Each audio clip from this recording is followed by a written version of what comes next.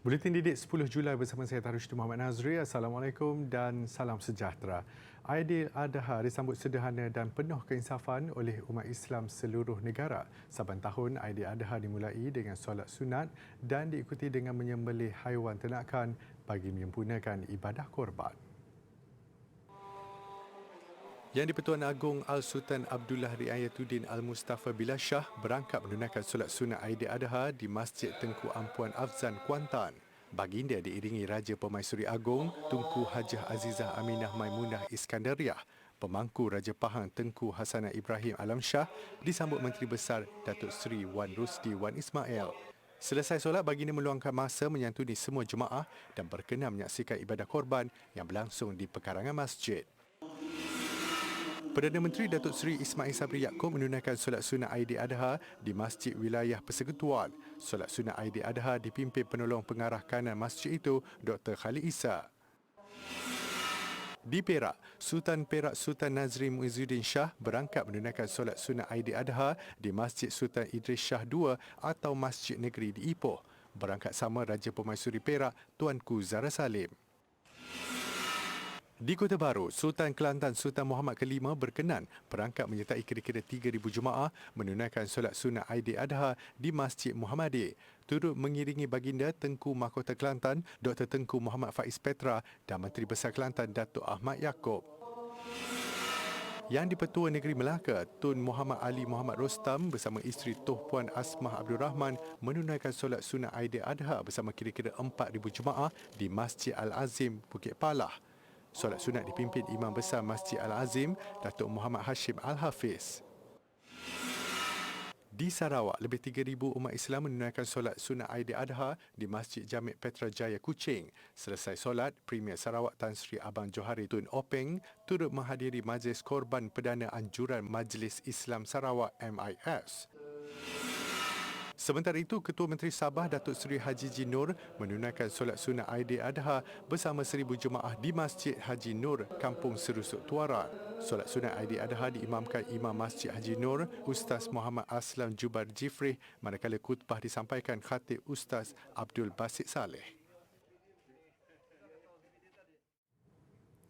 Menteri Kanan Pendidikan Datuk Dr. Razli Jidin berkesempatan menyertai 7 majlis korban sekitar Putrajaya.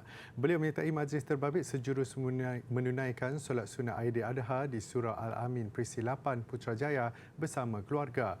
Majlis korban pertama dihadiri adalah di Surau Putra Al-Amin Perisi 8, kemudian disusuli majlis di Surau Istiqamah 18 R8 Perisin 18 serta Surau Al-Aqsa PPA Ketumbar Perisin 17.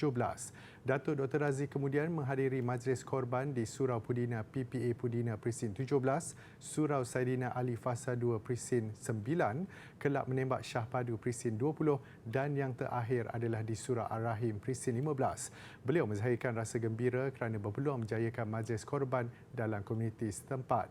Datuk Dr. Razli turut kagum dengan persiapan oleh pihak surau serta kelancaran dalam pengagihan daging korban.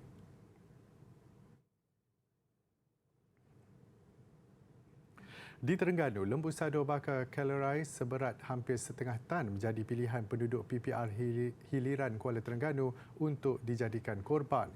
Yang menarik, dagingnya yang banyak membolehkan separuh penghuni PPR itu mendapat bahagian masing-masing.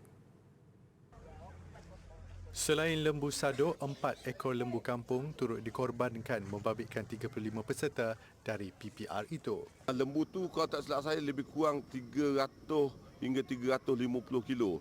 350 kilo yang mana bolehlah kita bahagikan untuk lebih kurang 8 hingga 900 orang lah. 8 hingga 900 orang. InsyaAllah lah semua akan dapat lah. Untuk semua orang Islam insyaAllah akan dapat sebahagian sumbangan daging korban tersebut. Korban pada tahun ini begitu mudah sekali. Mungkin kerana sudah 2 tahun kita dalam musim PKP. Jadi alhamdulillah pada tahun ini alhamdulillah dengan kerjasama gotong royong dari semua penduduk dengan tema Mak Kilau. Jadi kemeriahan dapat dirasakan pada tahun ini. Bagi golongan remaja pula, kesempatan hadir dan turut serta dalam ibadah korban ini memberi manfaat untuk mengendalikannya lagi di masa hadapan. Sebab boleh tolong-tolong, mau tahu lagi tahun depan boleh buat seorang orang. Lepas tu boleh erat silaturahim. 2,000 kilogram daging yang dikumpul kemudian diagih kepada penghuni PPR yang terdiri daripada golongan asnaf. Ini pula inisiatif Guru Sekolah Kebangsaan Taman Kepong yang melakukan rakaman takbir raya yang disertai pelajarnya. Bak perumpamaan melentur buluh bialah dari rebungnya, ianya dilihat mampu mendekatkan mereka dengan syiar Islam. Allahu Akbar, Allahu Akbar, Allahu Akbar. La ilaha illallah, wallahu akbar. Rakaman membabitkan seramai 20 murid tahun 5 dan 6. Ia diilhamkan sendiri oleh Guru Besar SK Taman Kepong, Hilmi Mat Rasib dengan bantuan Panitia Pendidikan Islam. Melalui rakaman ini, pihak sekolah berharap ia menjadi contoh kepada pelajar untuk sentiasa mengamalkan syiar Islam serta amalan-amalan yang memberi pahala sebagaimana slogan sekolah itu, beramal, berbakti, berwawasan. Menurut takwin Islam, waktu takbir Aidil-Adha bermula selepas solat subuh hari Arafah 9 Zulhijjah sehinggalah asar 13 Zulhijjah. Allahu Akbar walillahil hamd.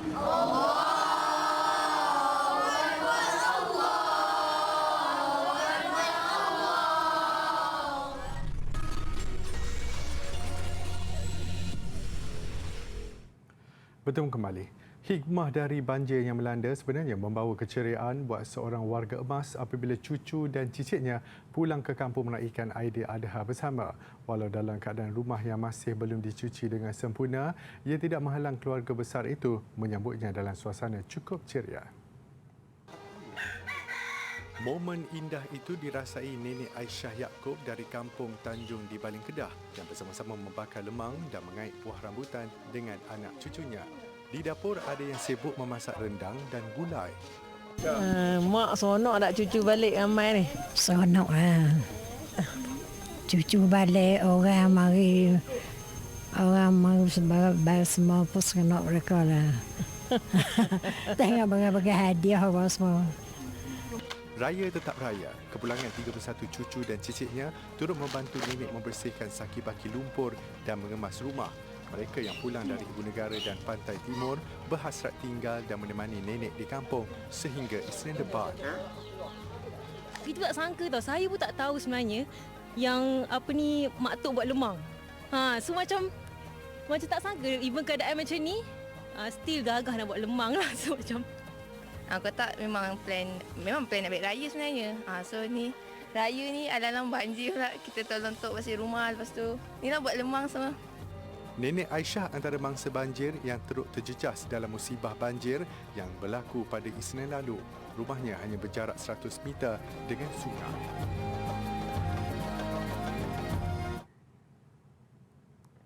Dalam memberi pendedahan kepada generasi muda mengenai IR 4.0, khususnya dalam teknologi drone, Persekutuan Sukan Udara Malaysia MSAF menganjurkan Young Drone Pilot Program. Ia adalah suatu gabungan aktiviti sukan udara drone dan STEM dalam memberi pendedahan awal kepada anak muda Johor kepada industri drone dunia.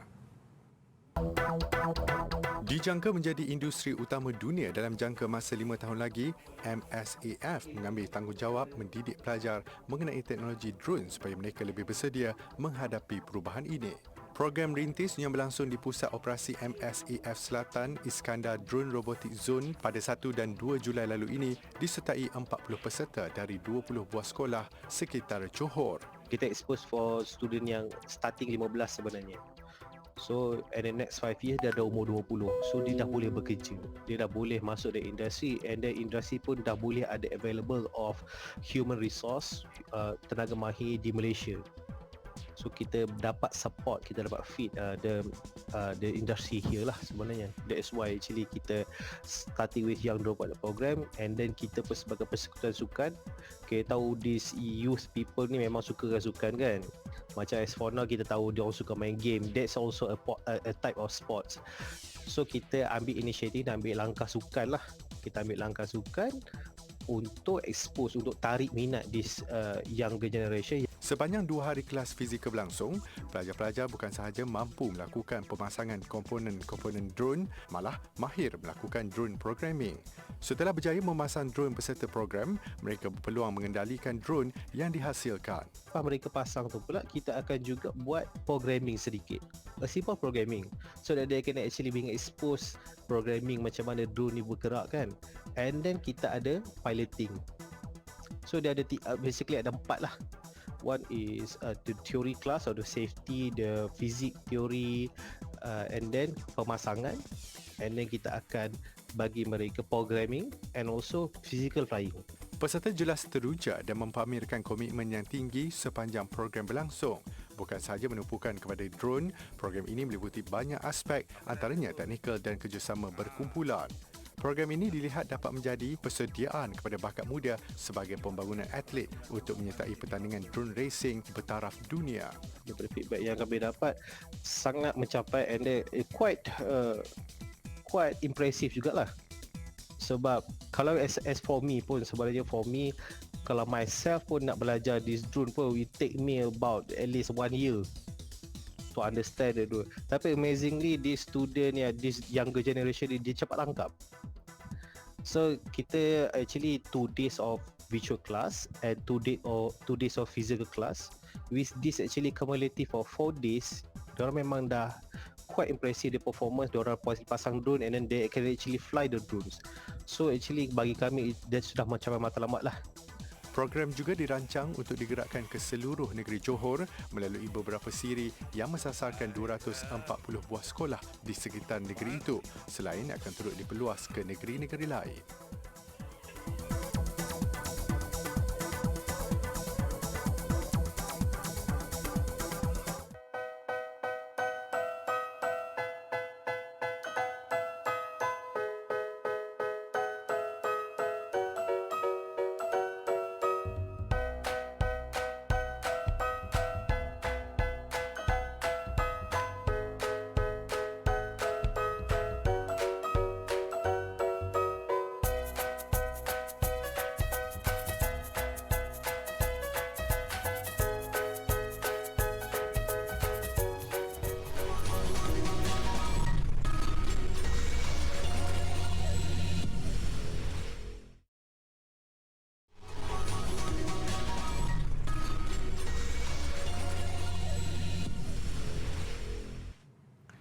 Keseluruhan proses kerja haji berjalan lancar setakat ini dan yang paling melegakan apabila tiada kes jangkitan COVID-19 dilaporkan.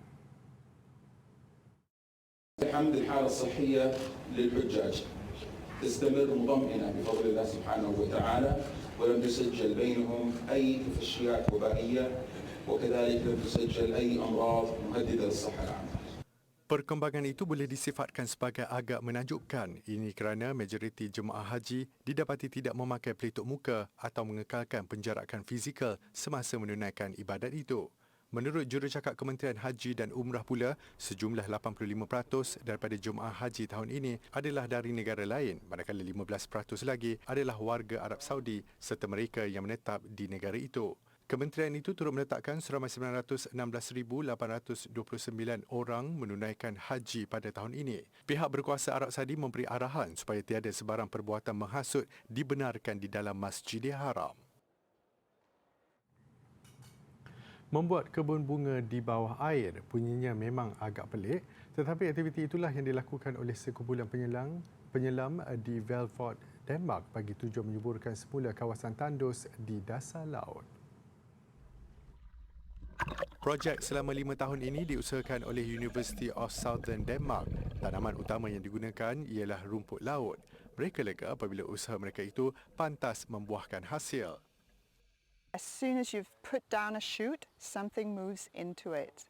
Whether it being little shrimps or little gobies or blennies or like needlefish. So nature is really calling for structure.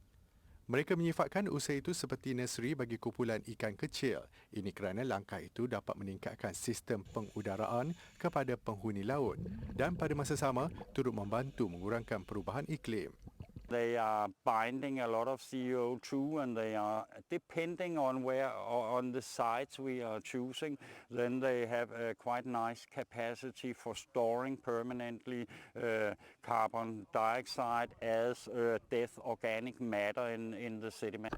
Menurut kumpulan saintis, Denmark kehilangan anggaran antara 80 hingga 90% rumpai dan tumbuhan laut. Kajian turut mendapati terdapat lebih 70 jenis rumput laut gagal dilindungi hingga menyebabkan banyak hidupan laut turut lenyap. Kebanyakannya berpunca akibat pembuangan air kumbahan dari kawasan daratan dan bandar, termasuk kesan penggunaan baja berbahaya selepas dibersihkan oleh petani. Adik-adik, di sebelah saya ini merupakan ukiran batu terakota atau dinamakan sebagai arca Buddha duduk. Adik-adik nak tahu tak kenapa dinamakan sebagai arca Buddha duduk?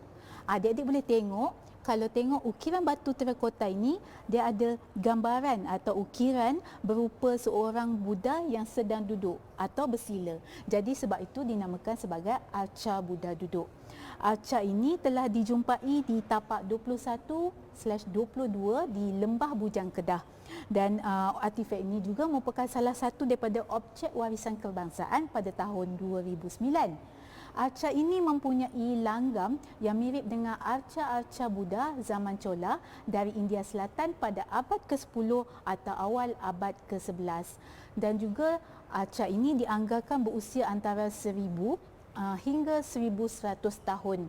Dan jumpaan ini juga menggambarkan atau menunjukkan bahawa terdapatnya pengaruh Buddha di kerajaan Kedah Tua pada suatu ketika dahulu.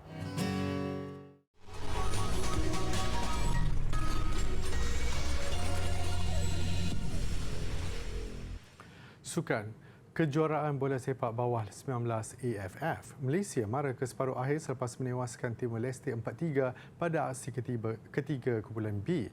Bagaimanapun masih banyak yang perlu dilakukan skuad bimbingan Hassan Sazali Waras itu sekiranya ingin melangkah lebih jauh.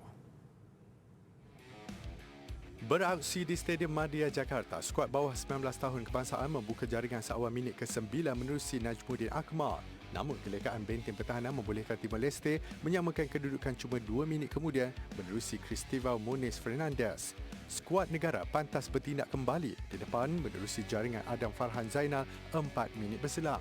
8 minit selepas rehat, Alif Izzuan Yuslan mengukuhkan kedudukan Malaysia dengan meledak gol ketiga. Namun kelonggaran barisan belakang membuka ruang buat Timor Leste merapatkan kedudukan menerusi jaringan Mario Donacio Quinto 2 minit kemudian. Sedar tentangan sengit Timor Leste, skuad kebangsaan menggandakan asakan dan Adam Farhan sekali lagi mencipta jaringan untuk kedudukan 4-2 pada minit ke-62. Semangat melawan Timor Leste terselah lagi apabila menjadikan kedudukan 3-4 juga menerusi Quinto pada minit ke-76. Isu penamat menyelamatkan Malaysia untuk mengesahkan tempat ke separuh akhir. Malaysia di tangga kedua kumpulan B dengan 7 mata, 2 mata di belakang pendahulu Laos, namun masih berpeluang di tangga teratas sekiranya menyedutkan Laos pada aksi terakhir kumpulan Isnin ini. Keperkembangan tenis Wimbledon. Perlawanan akhir kategori perseorangan wanita mencatat sejarah menyaksikan buat kali pertama wakil dari Kazakhstan dan Tunisia berentap dan pemain Kazakhstan Elina Rybakina muncul juara menewaskan Onzeva dari Tunisia.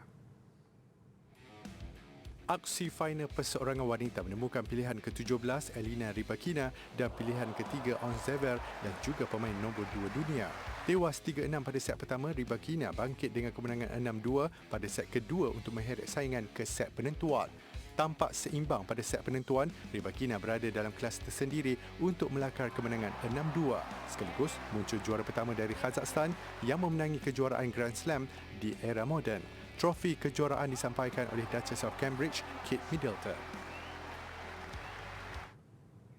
Suasana sambutan Hari Raya Aidiladha di seluruh negara mengakhiri Buletin Didik malam ini. Saya Tarusydi Muhammad Nazri, selamat Hari Raya Aidiladha diucapkan. Salam hormat, jumpa lagi. Allahu Akbar, Allahu Akbar, Allahu Akbar, la ilaha illallah, wallahu